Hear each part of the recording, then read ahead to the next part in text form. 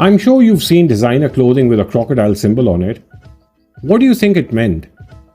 Have you ever wondered why the symbol had to be a crocodile and not any other animal or thing? Have you ever tried buying a product with a crocodile symbol? Or would you want to wear a clothing with this symbol on it? And did you like the quality of the product? Well friends, today you and I will be traveling together to discover the story about a brand that started off as a joke and fun until the owner made millions and billions of dollars out of it. The story of the legendary tennis player Reene Lacoste, who founded the luxury brand Lacoste. He went from jokingly branding his shirt with a crocodile to making millions of dollars selling clothing with crocodiles on it. But how did the crocodile joke start? And how did he turn Lacoste into a multi-billion-dollar brand? To know more about it, you need to stay together right till the end. Reene Lacoste was born on July 2, 1904 in Paris, France.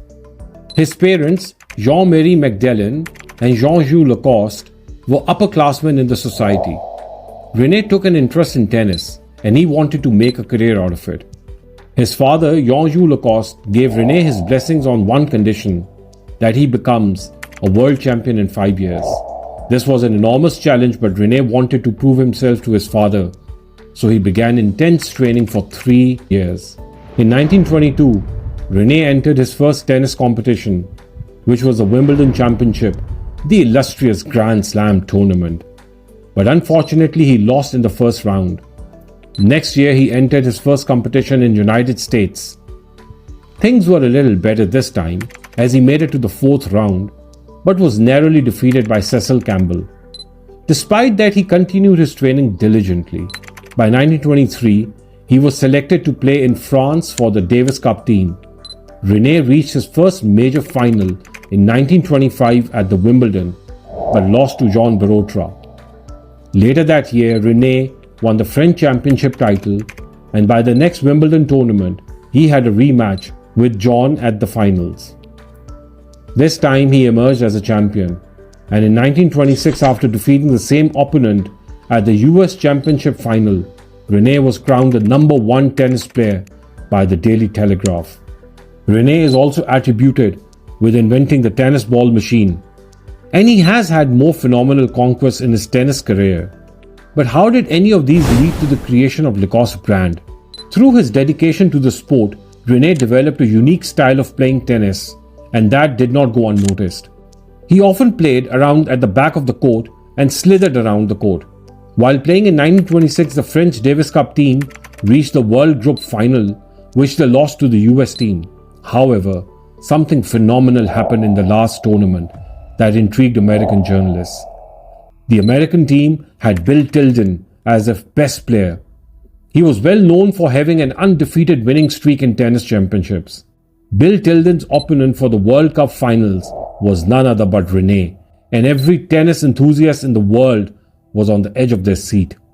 To the surprise of everyone, Reene pulled off an upset to triumph over Bill.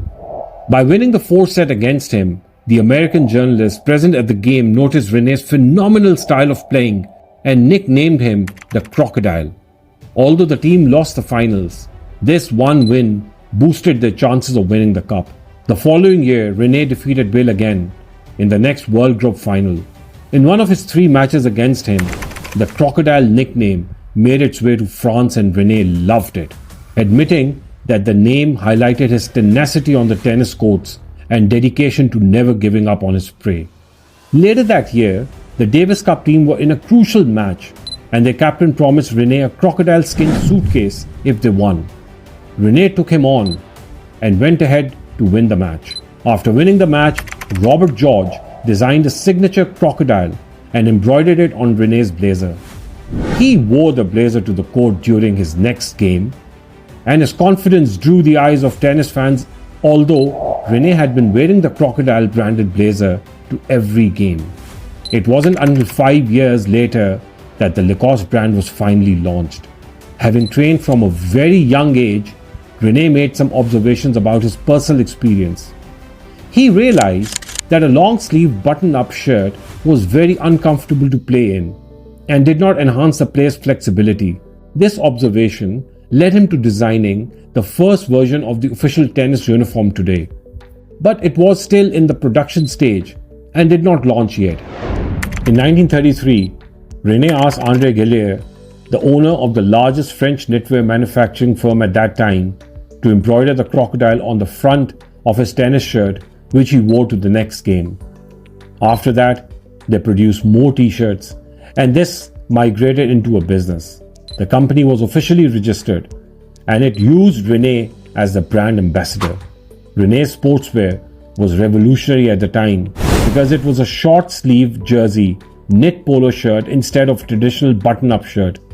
Reene's sportswear grew even more popular, yet they could not gain a license to sell their products under the Lacoste brand name in the United States. In 1950, Lacoste started a partnership with a corporation in the United States called Izod. They created a sub-brand called Izod Lacoste that produced Lacoste branding clothes. Lacoste started producing only white-colored branded sportswear. But from 1950, after the partnership with Izod, they started producing shirts of other colors. By 1970, Lacoste sportswear had gained full popularity in the United States. 7 years later, a sportswear brand established in the US to compete with Izod Lacoste. They produced similar comfortable sportswear. They went with another animal other than the crocodile, but it was too difficult for them to defeat the popularity of Lacoste sportswear. Other sportswear companies in the US started making similar shirts and logos for their brands, but the worth of Lacoste brand grew even more. Although Reene was the first brand ambassador of Lacoste, he attributed its success to him not choosing a friendly animal to be the logo of Lacoste. Even after his retirement from tennis in 1932, Reene continued to design innovative sports goods. In 1960s, he designed an unprecedented steel racket, which was used by Jimmy Connors and other top players of that time. He expanded Lacoste's sporting territory from just sportswear to sports goods. In 1964, Reene's son, Bernard Lacoste, took over the company. He had been in charge of the partnership between Lacoste and Izod, but within the 70s and 80s, teenagers began to address the shirt as just Izod instead of Izod Lacoste.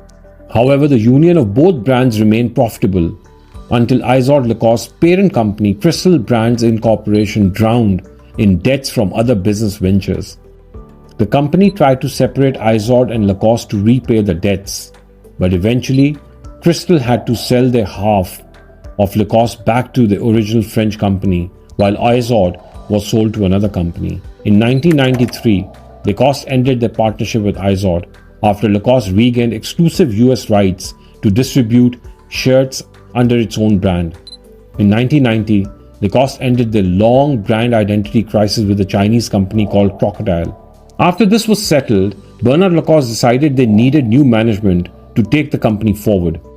On the 12th of October 1996, the crocodile, Reene Lacoste, died at 92 years of age. The company mourned the loss of their founder, but looked forward to the future by changing the creative director of Lacoste from Gil Rosier to Christophe Lemaire. This decision helped re-establish Lacoste's popularity as not just a sportswear company, but also a luxury fashion brand. Under the new administration, Lacoste diversified their products away from just clothing. Lacoste branded out into other areas of fashion and began producing footwear, eyewear, leather goods, lingerie, perfume towels, and watches. In 2005, Bernard Lacoste fell sick and handed over the company to his younger brother, Michael Lacoste. Michael had worked in the company with his brother for years, so he was more than capable for carrying on the legacy. On the 21st of March 2006, Bernard died, and the company mourned the loss of another president. Lacoste began licensing its trademark to other companies after Michael took over its administration. However, that decision changed in a few years, although Lacoste polo shirts are manufactured under license in Thailand and China. Devon Lay now owns an exclusive license to Lacoste clothes worldwide. The company gained greater heights and continued to expand their territory in 2007. Lacoste introduced an e-commerce site for the US market, and by 2010, Lacoste began using celebrities as brand ambassadors. The most recent of which is world tennis #1 player Novak Djokovic. He was named the new crocodile. I'm proud to be the new crocodile. After the brand originator Reene Lacoste. Hence, Novak was given a brand ambassador 5-year contract that started in 2017. Today, the crocodile logo of the Lacoste brand speaks for the company. The brand is extremely popular with millions of fans on and off social media from diverse communities. Lacoste started the Reene Lacoste Foundation to help children play sports in schools and give them a proper supportive community. It has grown from a company named after a joke to a brand worth billions of US dollars. If you've liked this video, give it a thumbs up and subscribe to my channel for more of such informative documentaries.